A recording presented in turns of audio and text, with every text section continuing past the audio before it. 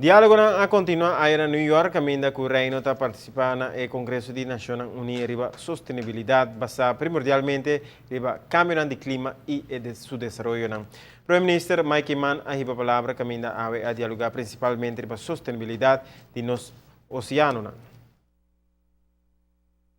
If we look at the moments that SDGs have been announced and adopted in the UN Assembly Room to the next 48 hours since the adoption of the Sustainable Goals, we can already feel the excitement, the commitment in the halls of the UN, but also at all the partners, both in the public sector as the private sector, to make not only the SDGs part of a commitment at the universal level, but most importantly at local level in their countries. So for us today, as the Kingdom of the Netherlands, together with the UN, it's a very important moment that we could immediately start with the work of executing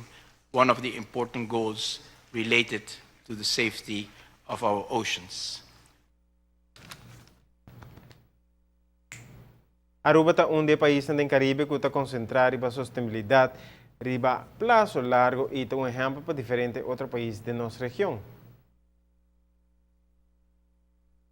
We will focus on the role of healthy oceans in sustaining livelihoods,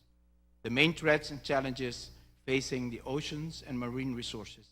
and the role of SIDS as stewards of the oceans.